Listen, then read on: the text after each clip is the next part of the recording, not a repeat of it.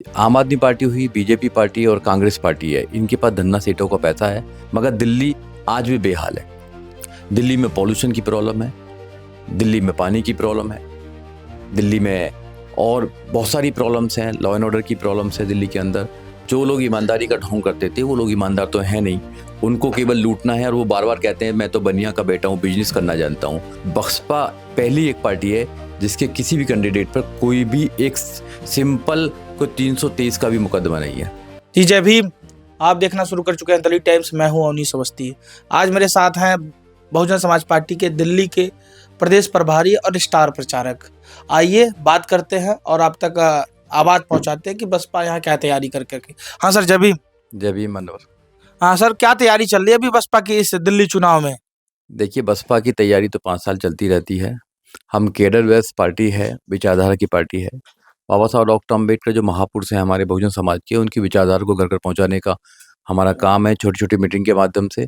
अभी चुनाव का बिगुल बज चुका है, तो पूरे दिल्ली में जो बहुजन समाज पार्टी के साथी हैं, बहुजन समाज पार्टी के सिंपैथाइजर हैं या उनके नेता हैं, वो जगह-जगह जाकर मीटिंग कर रहे हैं, छोटी-छोटी मीटिंग के माध्यम से, क्योंकि बहुजन समाज पार्टी के पास धन्ना सेठों का पैसा तो नहीं है।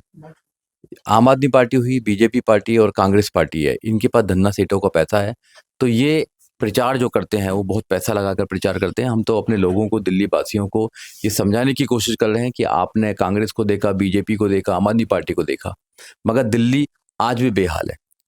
दिल्ली में पॉल्यूशन की प्रॉब्लम है, दिल्ली में पानी की प्रॉब्लम है, दिल्ली में और बहुत सारी प्रॉब्लम्स हैं, लॉ एंड ऑर्डर की प्रॉब्लम्स है दिल्ली के अंदर। आज कच्ची कॉलोनी है, तो केजरीवाल जी ने कहा था कि भी उनको हम पक्का करेंगे, आज तक पक्का नहीं करा। जो लोग ठेका प्रथाधारी पर जो लोग नौकरी कर रहे हैं उनको पक्का करने की बात करी, आज तक पक्का नहीं करा। तो बहुत सारी प्रॉब्लम्स हैं। स्कूल का ये कहते हैं कि वो स्कूल बहुत अच्छे कर दिए हैं, बिल्डिंग बहुत अच्छी कर दी है, एजुकेशन आज भी वैसी है, आज भी लोग पैसा देके पढ़ रहे हैं। तो ये लोग दिखावा ज़्यादा करते हैं। बहुजन समाज पार्टी इस देश में जब भी सत्ता में आई, उत्तर प्रदेश में सत्ता में आई, तो लोगों के लिए फ्री एजुकेशन करने का काम किया, जीरो बैलेंस पर एडमिशन देने का काम किया। अगर आप एजुकेशन को फ्री करेंगे तो इंसान का भविष्य बनता है। आप बहुत सारी चीज़ फ्री कर रहे हैं। हाँ, अरविंद केजरीवाल तो ये बार बार कहते हैं कि हमने एजुकेशन फ्री कर रखी है, हमने दिल्ली का मॉडल वो दिखाते हैं पूरे भारत में जाके। दिल्ली में कोई एजुकेशन फ्री नहीं है। आज भी दिल्ली के अंदर जितने ज़्यादा प्राइवेट स्कूल खुल रहे हैं, शायद इतना कहीं नहीं खुल रहे हैं। प्राइवेट स्कूल खुल रहे हैं, प्राइवेट हॉस्पिटल्स खुल रहे हैं, गली-गली में प्राइवेट हॉस्पिटल खुले हुए हैं यहाँ पर। तो दिल्ली में जितनी भीड़ है, उस भीड़ के हिसाब से अगर देखा जाए, तो जो सुविधा होनी चाहिए वो सुविधा बिल्कुल भी नहीं है। केजरीवाल जी ने खुद ये एडमिट किया है कि वो जमुना को वो क्लियर करना चाहते थे, उसको साफ़ करना चाहते थे, मगर कर नहीं पाए। वो टोंटी से पानी देना चाहते थे, मीठा पानी दे नहीं पाए। वो पॉल्यूशन फ्री दिल्ली करना चाहते, नहीं कर पाए। वो करप्शन फ्री इंडिया करना चाहते थे, इंडिया तो छोड़िए, वो दिल्ली को नहीं करप्शन फ्री कर पाए और शीश में और बना लिया। एक बात और कह रहा हूँ कि वो करप्शन की बात करते थे, उनके ऊपर अल्कोहल घोटाले का आरोप लगा है।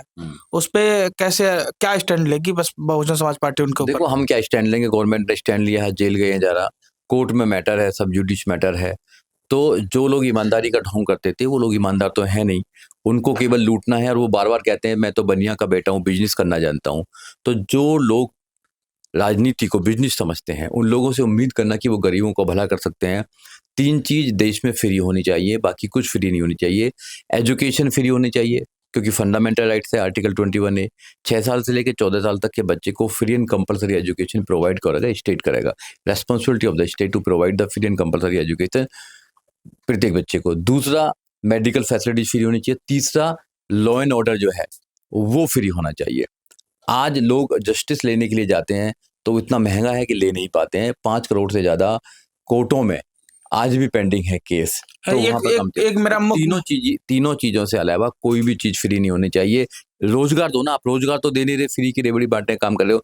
रोजगार दीजिए ना, रोजगार के आप अपॉर्चुनिटी देंगे लोगों को तो लोग अपना आप सब कुछ करने का काम करेंगे। एक सवाल बहुत महत्वपूर्ण है कि बहुजन समाज पार्टी इस बार नौजवानों पे बहुत ज्यादा भरोसा जताई है, तो क्या ये जो नौजवान है ये पुराने राजनीतिक खिलाड़ियों के बीच में अपनी जगह बना पाएंगे? नहीं, बिल्कुल बना पाएंगे। बहन जी का देखिए, ये पूरे देश में नौजवानों को लेके आने का 50% का जो बहन जी ने काम किया है कि 50% नौजवान होने चाहिए और पुराने जो लोग हैं उनका अनुभव और नौजवानों का जोश मिलाकर एक नई क्रांति पूरे देश में लाने का काम कर रहे हैं। बहन जी ने हम जैसे लोगों को दिल्ली में प्रभारी बनाने का काम किया है, स्टार प्रचारक बनाने का काम किया है। आज भी दिल्ली के अंदर ज़्यादातर पढ़े लिखे नौजवान और किसी भी एक भी कैंडिडेट पर कोई आपराधिक मुकदमा नहीं है। बसपा पहली एक पार्टी है जिसके किसी भी कैंडिडेट पर कोई भी एक सिंपल कोई 323 का भी मुकदमा नहीं है, पहली है। दूसरे डॉक्टर, इंजीनियर, प्रोफेसर्स, वकील ऐसे लोग चुनाव लड़ रहे हैं, बड़े-बड़े पढ़े लिखे लोग चुनाव लड़ रहे हैं। तो पढ़े लिखे लोगों को पर दाव लगाया है, उनसे विचारधारा की बात करी है और वो लोग अपने-अपने एरिया में जाकर लोगों को जगाने का काम करेंगे, लोगों को बताने का काम करेंगे कि अपनी पार्टी को मजबूत कीजिए, अपनी विचारधारा को मजबूत कीजिए, जभी देश बच सकता है, जभी संविधान बच सकता है। एक सवाल, आपने कहा कि आप जैसे लोगों को बहन जी ने स्टार प्रचारक बनाया। स्टार प्रचारक में 2 नाम और थे, मायावती और आकाश आनंद। जी। जमीन पे दिख नहीं रहे हैं। नहीं, ऐसा नहीं है। अभी आकाश जी की तो मीटिंग भी हुई थी। अभी देखा आपने जब बहन जी ने जो उनने अमित शाह ने जो बोला था पार्लियामेंट के अंदर कि अंबेडकर अंबेडकर अंबेडकर कहना फैशन सा हो गया, इतना नाम अगर तुम भगवान का लेते तो स्वर्ग मिल जाता। तो उस पर बसपा ने पूरे देश के अंदर एक आंदोलन किया था। तो आकाश जी आए थे, कौंडली में आकाश जी की मीटिंग हुई थी। अब लगातार आकाश जी की मीटिंग चलेंगी और अगर जरूरत पड़ेगी तो बहन जी की मीटिंग भी होंगी, ऐसा कुछ नहीं है। मतलब इस चुनाव में बहन जी आएंगी चुनाव प्रचार के लिए? नहीं, बिल्कुल। अगर दिल्ली में कोई जरूरत पड़ेगी तो बिल्कुल आएंगे। क्यों नहीं आएंगी बहन जी? क्योंकि बहन जी बहुजन समाज पार्टी की राष्ट्रीय अध्यक्ष हैं और बहन जी के निर्देश पर ही, दिशा निर्देश पर ये सारा काम हो रहा है। सारे टिकट भी फाइनल उनके दिशा निर्देश पर ही हुए हैं। तो आकाश जी कमान संभाल रहे हैं, नौजवान हैं, बहुत सारे नौजवान लगाए हुए हैं, बहुत सारे प्रभारी लगाए हुए हैं। तो पूरी दिल्ली में काम कर रहे हैं, लगातार जितना भी उनकी समर्थ है उसके अकॉर्डिंग वो काम करने का काम कर रहे हैं। क्योंकि बहुजन समाज पार्टी के जो लोग हैं उन पर देखो इतना धन्ना सीटों का पैसा नहीं है, मैं बार-बार बोल रहा हूँ। इनके पास में अपार धन है, उसको इस्तेमाल करके लोगों को या तो लुभावने वादे कर रहे हैं, लोगों की वोट को खरीदने का काम कर रहे हैं, या फिर ये इतना प्रचार करके मीडिया के माध्यम से और अलग-अलग तंत्र के माध्यम से ये लोगों को कन्फ्यूज़ करने का काम कर रहे हैं। हम लोगों को जाकर बताने का काम कर रहे हैं कि इनके चक्कर में मत आना, बार-बार आकर आप अपने अधिकारों को, अपने बच्चों के भविष्य को दाँव पर लगाते हैं। एक बार बहुजन समाज पार्टी को मजबूत कीजिए, बहुजन समाज पार्टी की सरकार को बनाइए।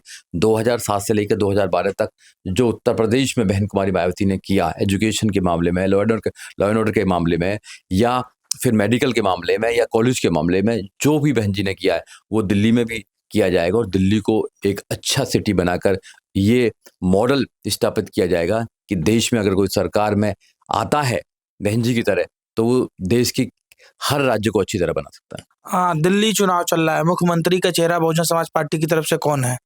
देखिए, बहुजन समाज पार्टी मोस्टली मुख्यमंत्री का चेहरा नहीं करती है, ऐसे बहुत सारी पार्टियाँ हैं। ऐसा तो बीजेपी में कोई मुख्यमंत्री का चेहरा नहीं है, कांग्रेस में भी कोई मुख्यमंत्री का चेहरा नहीं है। तो बीजेपी पहले चुनाव लड़ती है, चुनाव लड़ने के बाद में जब कुछ अगर कोई ऐसी बात होगी तो बहुत सारे चेहरे हैं मुख्यमंत्री के, कोई प्रॉब्लम नहीं है। जो भी जीत कर आएँगे उनमें से कोई मुख्यमंत्री बन जाएगा। पहले लड़ाई है हमारी लोगों को समझाना, लोगों को अपनी पार्टी की तरफ लेकर आना, अपनी विचारधारा की तरफ लेकर आना, उनको बताना कि जो वोट हमारा था यहाँ पर 14.6% वोट था, उसको वापस लेकर आना और अपनी सीटों को मजबूती से लड़ना, ये हमारा काम है। वो बात की बात है कौन मुख्यमंत्री बनेगा, कौन मुख्यमंत्री नहीं बनेगा। ये थे हमारे साथ सुजीत सम्राट जी, जिन्होंने बताया कि बहुजन समाज पार्टी किस तरह पूरी दिल्ली में काम कर रही है और बहुजन आंदोलन को मजबूत कर रही है। देखते रहिए दलित टाइम्स। जय भीम।